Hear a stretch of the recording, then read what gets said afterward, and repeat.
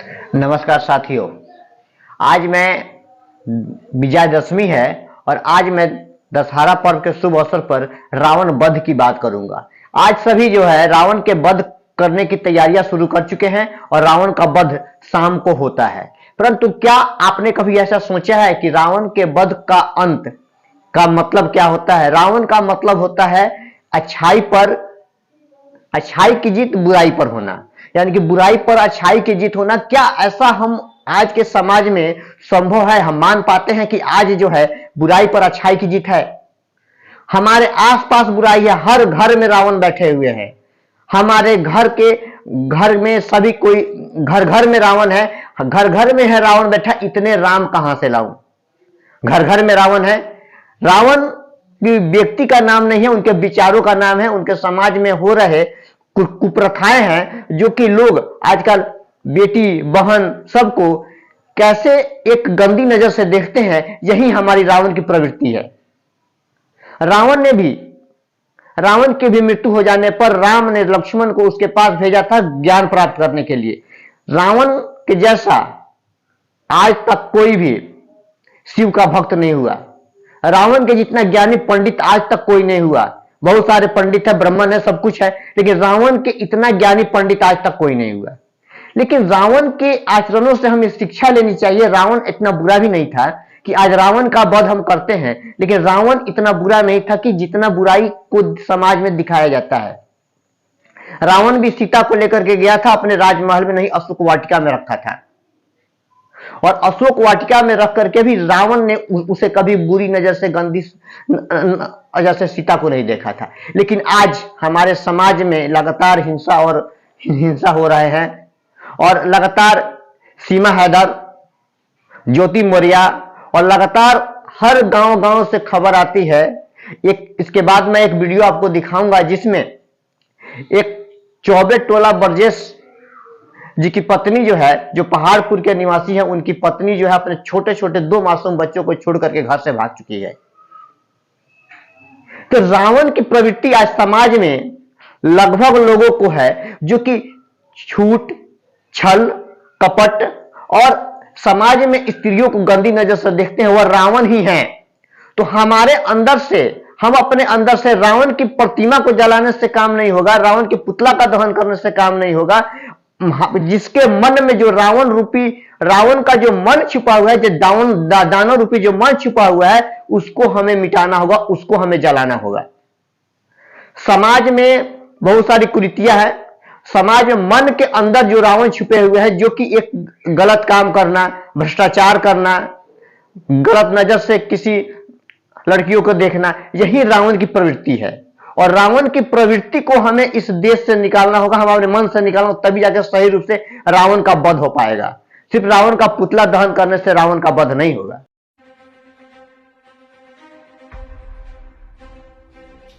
दिल थाम कर बैठिए दोस्तों, मंत्री जी हमारे बीच आ चुके हैं। अब वो एक बार फिर रावण को तीर मारकर हर साल की तरह बुराई पर जीत हासिल करेंगे।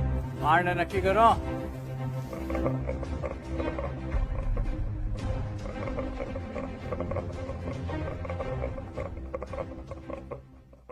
तू मारेगा मुझे? तुम सब यहाँ मुझे मारने इकट्ठे हुए हो? अरे तुम्हारा खुद का कोई ईमान धर्म नहीं है, तुम मारोगे मुझे? और एक बात बता, पिछले साल तो कोई और आया था मारने मुझे, इस बार वो नहीं आया? वो लाल साल वादा पूरा को नहीं करिया सा, तो हम की मैं आया हूँ सा। तुम सब अंदर से एक जैसे के जैसे हो। ठीक भीड़ इकट्ठी हुई है मुझे मारने के लिए आज। मैं माता सीता को लेकर गया था, इसीलिए मारने के लिए इकट्ठे हुए ना तुम सब आज। हाँ, मैं मानता हूं मेरी गलती, लेकिन माता सीता को किसी कारागृह में नहीं, सबसे उत्तम वाटिका थी उसमें रखा था मैंने। और हाथ लगाना तो दूर, गलत नजर से देखा तक नहीं था मैंने माता सीता को। और तुम्हारे यहाँ छोटी छोटी बच्चियों को दरिंदे उठाकर लेकर चले जाते हैं, उनके साथ रेप करते हैं। उनको तो तुमने कभी ऐसे इकट्ठा होकर जलाया नहीं। वो दरिंदे क्यों खुलेआम घूम रहे हैं आज भी, मुझे ये बताओ। आए मुझे जलाने। अब चोटे तू बता, मैं तो सभी वेद और ग्रंथों का ज्ञाता हूं। तूने कौन सी वेद ग्रंथ या पुस्तक पढ़ी है, मुझे ये बता। 5वीं फेल मेरे समक्ष बोलेगा तू? चुपचाप खड़ा रह तू। देख, मुझे ना केवल संगीत का शौक है, बल्कि सभी रागों का, सुरों का और वाद्य यंत्रों का ज्ञान भी है। तुझे क्या ज्ञान है वाद्य यंत्रों के बारे में? ये मारने आया है मुझे। अब तुम लोग सुनो, मेरे जैसा महादेव का भक्त ना तो कोई हुआ है, ना मेरे जैसा महादेव की भक्ति किसी ने की है। और तुम लोग, तुम्हारा भी कोई जमीर नहीं है। भगवान पलटते समय नहीं लेते तुम। काम हुआ तो ठीक, तो चलो महादेव के पास, हुए तो चलो महादेव के, नहीं हुए तो चलो इस बार बालाजी के चलते हैं। क्या हुआ? गुस्सा आ रहा है मेरे ऊपर? तुम लोग मेरे बारे में क्या सोचते हो मुझे कुछ फर्क नहीं पड़ता, लेकिन एक बात कान खोल के सुन लो, मैं चाहे कैसा भी हूं, लेकिन तुम्हारे इस मंत्री जैसा कदापि नहीं हूं मैं। मेरे राजपाट में जनता प्रसन्न रहती थी, खुश रखता था मैं उन्हें। इसकी तरह पटाखों की चोरी कभी नहीं की मैंने।